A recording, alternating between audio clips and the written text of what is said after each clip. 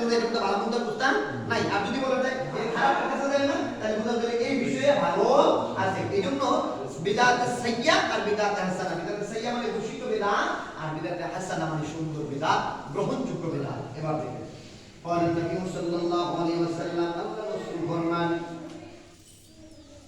إني فرضتكم على قومهم من مرع على شرب وشربا لم يجمع أبدا ও দুনিয়ার উপরে হাসরের ময়দানে হাউজে কাউসারের সামনে তোমরা যাইবা, ওখানে আমি নবী দাঁড়ায় থাকবো, তোমাদের জন্য অপেক্ষা করব। ওই জায়গায় যখন তোমরা আমার কাছ থেকে এক পেয়ালা করে পান করবা, আর এই পান করার পর আমন পর্যন্ত মানে আজীবন পর্যন্ত বেহেশতে থাকবা, তোমাদের আর কোনোদিন তৃষ্ণা লাগবে না। ওই হাউজে কাউসারের পানির মালিক হইল আমার নবীজি। জোরে জোরে বলি সুবহানাল্লাহ। হাউজে কাউসারের মালিক কে? আমার নবীজি। কেন?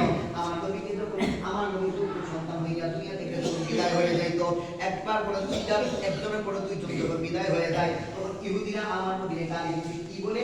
আখুরা বলে। আল্লাহ নবী তখন সূরাতুল কাউসার নাযিল করে বলে দিয়েছেন, নবী গো আপনাকে এমন একটা মর্যাদা, এমন একটা উপহার আমি দান করলাম, হাসরের ময়দানে যারা আমার বান্দারা বেহেশতে হবে, প্রত্যেকে আপনি নবীর কাছ থেকে হাউজে কাউসার থেকে পান না করলে একজনও জান্নাতে যেতে পারবে না। জান্নাতের ফেরেশতারা তার মুখে শুনবে, যখন দেখবে হাউজে কাউসারের পানি গ্রাম তার মুখে শোনা যায়, তখনই সে জান্নাতে যেতে পারবে। আর ওইটার মালিক আপনি নবী, আমি আল্লাহ বানায় দিয়েছি। সুবহানাল্লাহ। নবী না খাওয়াইলে, নবী পানি পান না করাইলে আপনি আমি দুধ পান করাইতে পারবো?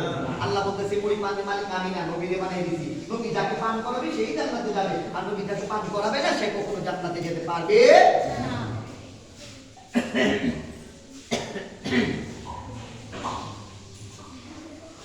لا غيبن على أقوام أعرف ويعرفوننا ثم يحل بينني وبينهم। হাসরের ময়দানে যখন আমার সামনে অনেক দল উপস্থিত হইবে, তারা আমাকে চিনবে, আমিও তাদেরকে চিনব। এমন অবস্থায় বাকালু ইন্নী ইন্নী, তখন আল্লাহর তরফ থেকে একটা বিশাল বড় পর্দা তাদের মধ্যে আর আমার মধ্যে পড়ে যাবে। নাউযুবিল্লাহ বলেন। নবীর উম্মতের মধ্যে একটা পর্দা পড়ে যাবে। আমার নবী কত উম্মতের জন্য মায়া দেখেন, আল্লাহ পর্দা বানাই দিয়েছে, এক শ্রেণীর উম্মতের কাছ থেকে দূরে সরাই দিয়েছে নবীকে। যখন পর্দা পড়ে যায় তখন আমার নবী একটা চিন্তা করে, আল্লাহ তাদের সঙ্গে আমার পর্দা করে দাও, তারা তো আমার উম্মত। নবী জানে কি তারা আমার উম্মত, তাদের সঙ্গে আমার পর্দা করে না। তখন আল্লাহ পর্দা দিছে ঠিকই, দিয়া এবার আল্লাহ নবীকে বলতেছে